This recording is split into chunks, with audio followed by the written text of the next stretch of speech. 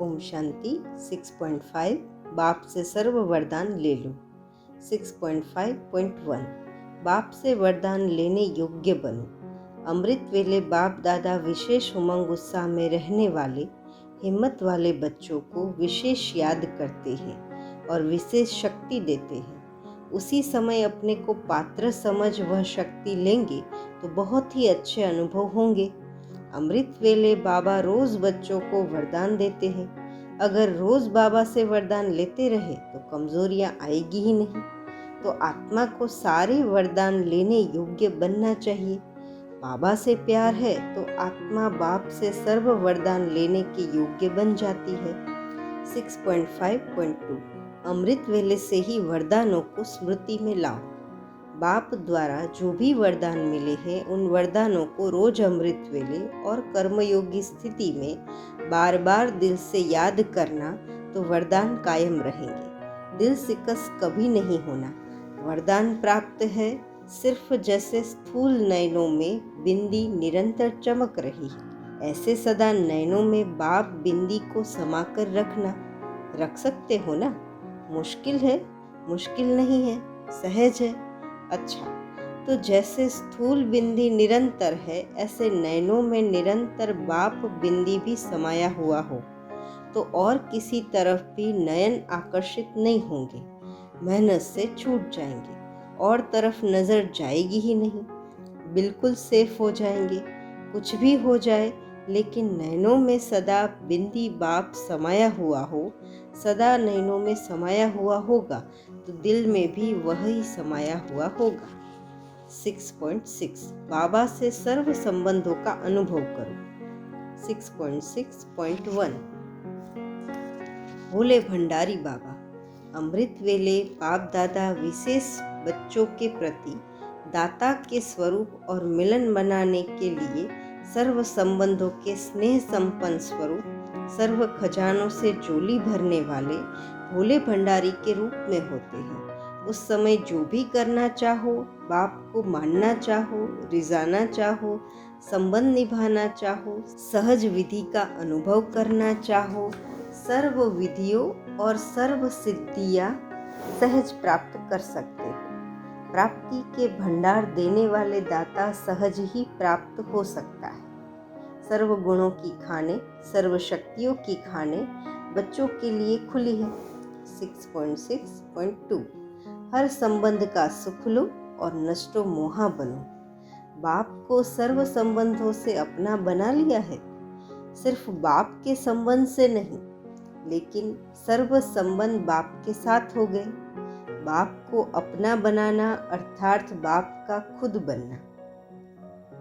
तो सर्व संबंध से एक बाप दूसरा न कोई, जिसके सर्व संबंध बाप के साथ हो गए उसका विशेष गुण क्या दिखाई देगा?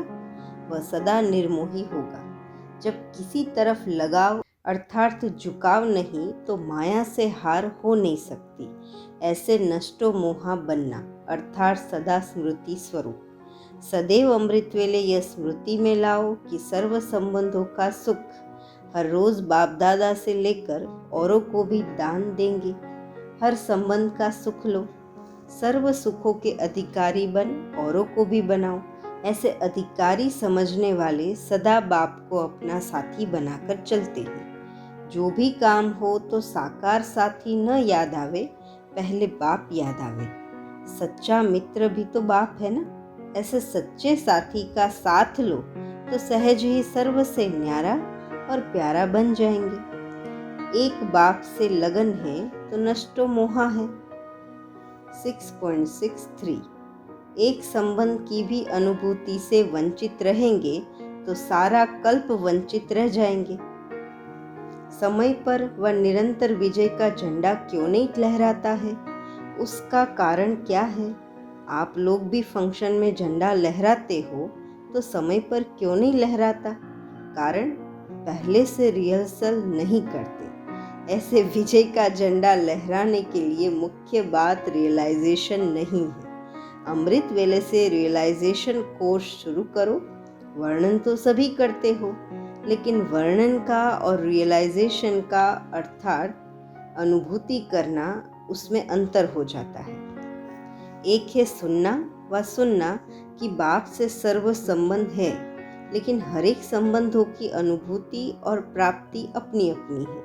तो सर्व संबंधों की अनुभूति व प्राप्ति में मगन रहो तो पुरानी दुनिया के वातावरण से सहज ही उपराम रह सकते हो।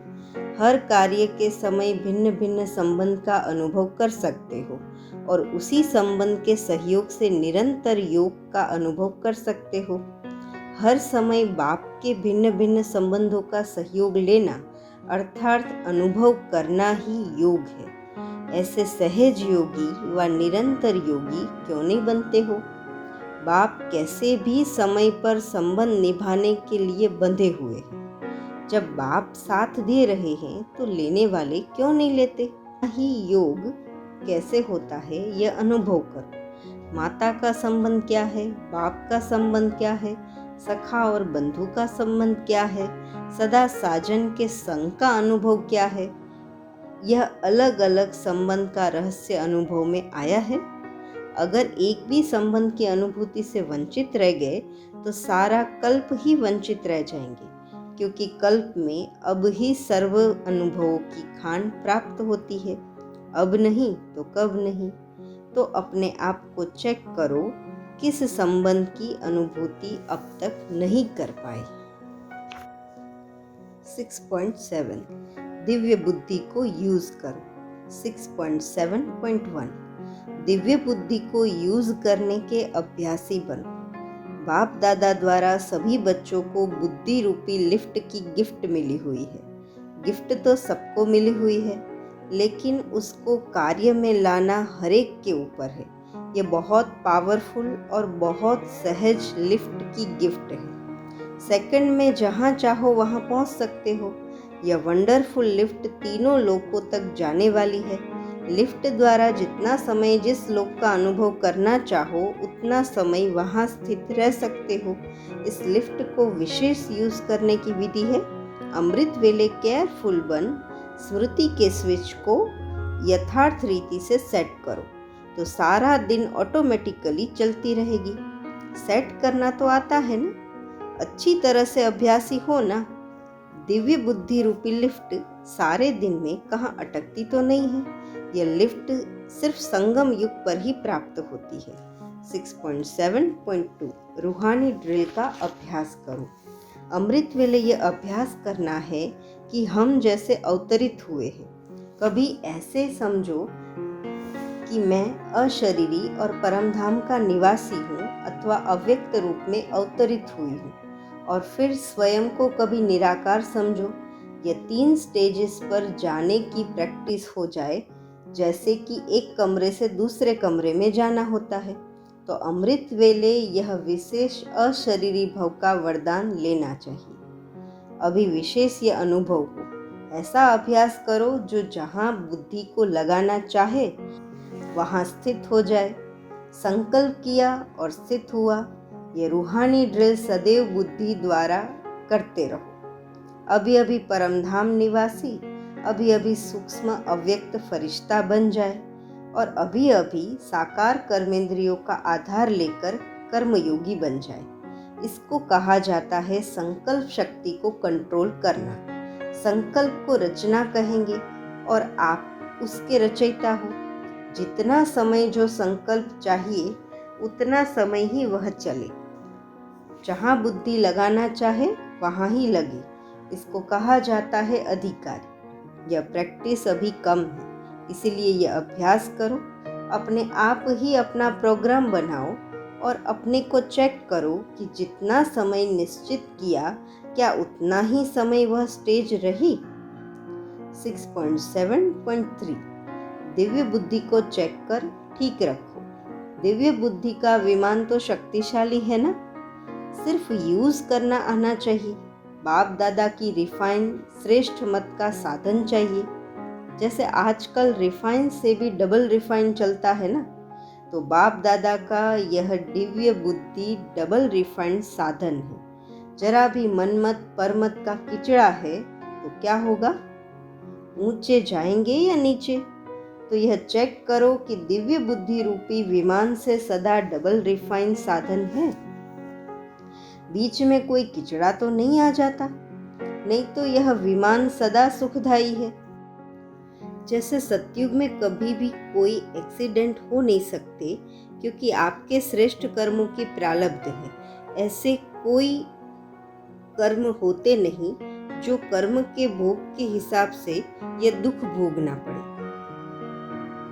ऐसे संगम युगी गॉडली गिफ्ट दिव्य बुद्धि सदा सर्व प्रकार के दुख और धोखे से मुक्त है। दिव्य बुद्धि वाले कभी धोखे में आ नहीं सकते, दुख की अनुभूति कर नहीं सकते, सदा सेफ है, आपदाओं से मुक्त है। इसीलिए इस गॉडली गिफ्ट के महत्व को जान, इस गिफ्ट को सदा साथ रखो।